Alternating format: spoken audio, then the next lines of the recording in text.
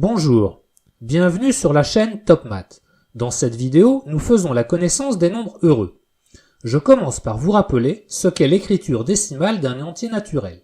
On commence avec un exemple tout bête. Le nombre 147 s'écrit avec 3 chiffres en décimale et ces chiffres sont 1, 4 et 7. Je vous rappelle également que cela signifie que 147 est égal à une centaine plus 4 dizaines plus 7 unités, ce que l'on peut écrire sous la forme 1 fois 10 puissance 2 plus 4 fois 10 puissance 1 plus 7 fois 10 puissance 0.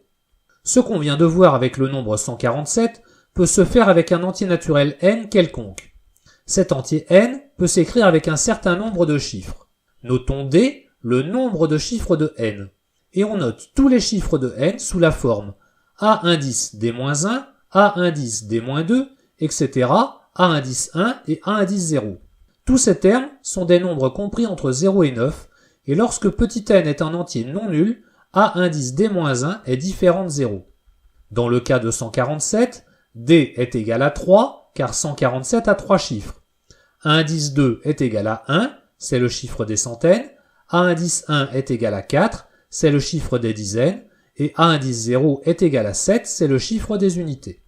Dans le cas général, l'entier n s'obtient en écrivant tous ces chiffres côte à côte.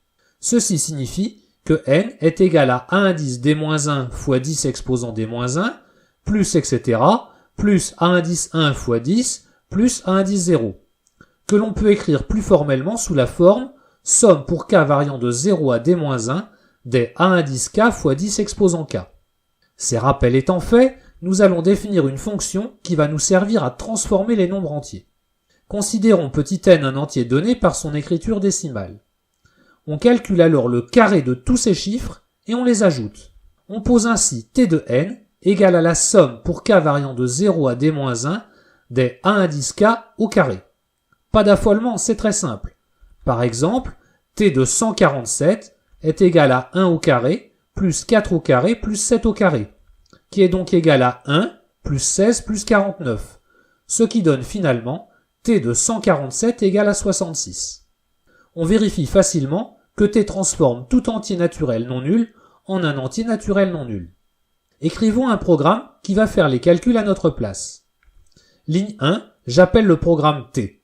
Il prend en paramètre l'entier n à qui on souhaite appliquer la fonction. Ligne 2, j'initialise une variable grand S à 0. C'est cette variable qui va nous servir à calculer la somme des carrés des chiffres de n. Ligne 3 à 6, on lance une boucle qui va faire tous les calculs. Ligne 4, on calcule le chiffre des unités de n. Ligne 5, on remplace n par le nombre formé par tous les chiffres à part le chiffre des unités. Et ligne 6, on ajoute à s le carré du chiffre des unités. En répétant plusieurs fois ces opérations, on finit par récupérer tous les chiffres de n. Et ligne 7, il n'y a plus qu'à renvoyer la valeur de s.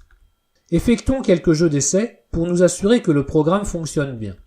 Calculons t de 4. 4 n'a qu'un seul chiffre et 4 au carré est égal à 16. Donc t de 4 est égal à 16. Et c'est bien ce que nous renvoie le programme. On a calculé tout à l'heure t de 147 qui est égal à 66. Et notre programme fonctionne encore. Et je vous laisse vérifier que t de 8978 est égal à 258. Nous pouvons maintenant définir les nombres heureux. Partons d'un entier naturel n non nul. On calcule alors t de n, ce qui nous donne un nouvel entier naturel non nul. Et on applique t à ce nouveau nombre. On notera t au carré de n, ce nombre pour dire qu'on est parti de n et qu'on a appliqué 2 fois de suite la fonction t. Et on recommence en appliquant encore t à ce nouveau nombre. Ce qui fait qu'on aura calculé 3 fois de suite la fonction t en partant de l'entier n. Etc., etc. Si à force de faire ces calculs, on arrive à 1, alors le calcul s'arrête et on dit que le nombre de départ est heureux. Sinon, on dit qu'il est malheureux. Nous allons voir parmi les premiers entiers lesquels sont heureux et ceux qui ne le sont pas. 1 est bien sûr heureux. Je le marque en jaune. 2 est marqué pour l'instant en rouge, car on ne sait pas encore s'il est heureux ou pas. T de 2 est égal à 4. T de 4 est égal à 16. T de 16 est égal à 37, T de 37 est égal à 58, T de 58 est égal à 89, T de 89 est égal à 145, T t de 145 est égal à 42, t de 42 est égal à 20, t de 20 est égal à 4. Tiens, mais on a déjà obtenu ce nombre 4. Donc à partir de maintenant, c'est sûr qu'on va tourner en boucle sans jamais arriver à 1. Donc tous ces nombres intermédiaires sont malheureux et je les marque en vert. J'ai aussi visualisé la boucle avec des flèches rouges. Passons à l'entier 3. t de 3 est égal à 9, t de 9 est égal à 81, t de 81 est égal à 65, t de 65 est égal à 61, t de 61 est égal à 37, mais 37 est dans la boucle précédente. Donc tous les nombres intermédiaires marqués en rouge, pour l'instant, sont malheureux. On va pouvoir les marquer en vert. On sait déjà que 4 est malheureux, on passe alors à 5. t de 5 est égal à 25, t de 25 est égal à 29, t de 29 est égal à 85, t de 85 est égal à 89. Et encore une fois, on retombe sur la même boucle. Donc ces nombres en rouge sont malheureux et on les marque maintenant en vert. On repart avec 6. Après quelques étapes, on arrive à 25 qui est malheureux. Donc cette nouvelle séquence est encore formée de nombres malheureux. Passons à 7. t de 7 est égal à 49, t de 49 est égal à 97, t de 97 est égal à 130, t de 130 est égal à 10, et t de 10 est égal à 1. Donc tous ces nombres sont heureux, et on les marque tous en jaune. Bon, je ne vais pas tous les faire un par un, voici ce que l'on obtient après quelques étapes. Les nombres en vert sont tous malheureux, et les nombres en jaune sont tous heureux. Nous pouvons constater, sur tous ces exemples, que les nombres malheureux débouchent tous sur la même boucle. Nous allons voir dans un instant que quel que soit le nombre de départ, on retombe forcément sur l'un des nombres que nous venons d'examiner.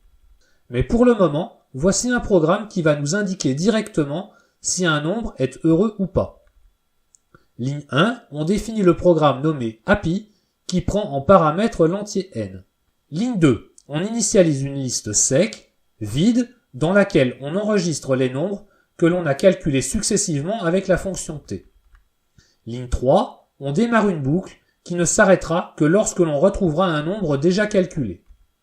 Ligne 4, on enregistre petit n dans la liste sec. Ligne 5, on passe au nombre suivant en remplaçant n par t de n. Ligne 6, on est sorti de la boucle.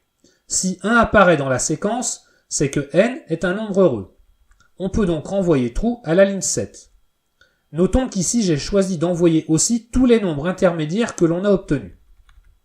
Ligne 8, si on n'a pas obtenu 1 au cours des calculs, c'est que n est malheureux. Ligne 10, on renvoie false, et encore une fois, on renvoie en même temps la liste de tous les nombres intermédiaires obtenus. Notons qu'à la ligne 9, j'ai ajouté à la liste le dernier nombre calculé pour voir facilement à partir de quel endroit le calcul boucle. Essayons notre programme sur quelques exemples. Avec happy de 70, le programme happy a appliqué plusieurs fois la fonction t à partir de 70 et a obtenu successivement les nombres 70, 49, 97, 130, 10 et 1. Comme le dernier nombre obtenu est 1, 70 est un nombre heureux et le programme renvoie, en plus de cette liste, le booléen true. Avec l'instruction happy de 11, le programme a appliqué plusieurs fois la fonction t à partir de 11 et a obtenu successivement les nombres 11, 2, 4, 16, 37, 58, 89, 145, 42 et 20.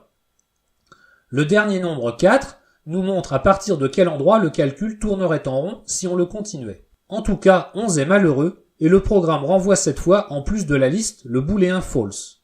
Voici une propriété de la fonction t. Partant d'un entier naturel supérieur ou égal à 100, on a toujours t de n strictement inférieur à n. Et donc, en appliquant plusieurs fois de suite la fonction t, on finit toujours par tomber sur un nombre inférieur ou égal à 99. Voici la démonstration de ce résultat.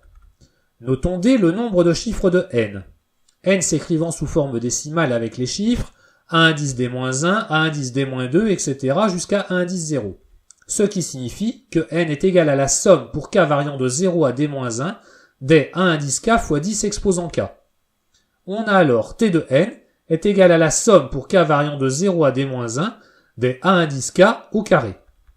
Donc n moins t de n est égal à la somme pour k variant de 0 à d-1 des a indice k fois 10 exposant k moins a indice k au carré.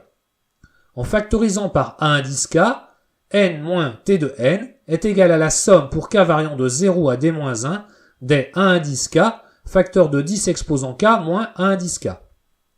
Maintenant, si k est un entier entre 1 et d-2, a indice k facteur de 10 exposant k moins a indice k est supérieur ou égal à 0.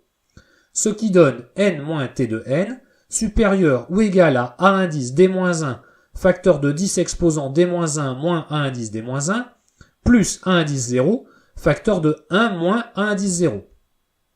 D'une part, il est assez facile de voir que ce dernier terme sera minimal lorsque a indice 0 est égal à 9. Ce qui donne alors a indice 0 facteur de 1 moins a indice 0 qui est supérieur ou égal à 9 fois moins 8, c'est-à-dire supérieur ou égal à moins 72. D'autre part, n étant supérieur ou égal à 100, d-1 est supérieur ou égal à 2, et a indice d-1 facteur de 10 exposant d-1 moins a indice d-1 est supérieur ou égal à 99. On en déduit que n moins t de n est supérieur ou égal à 99 moins 72, donc n moins t de n est strictement positif. Ce qui termine la preuve que t de n est strictement inférieur à n. Pour finir cette vidéo, je vous donne sans démonstration l'énoncé suivant. Étant donné un entier naturel n non nul fixé, il existe un entier naturel non nul p, tel que les entiers variant de p plus 1 à p plus n soient tous heureux. Vous pourrez trouver les démonstrations dans les articles cités en référence. À bientôt sur TopMath.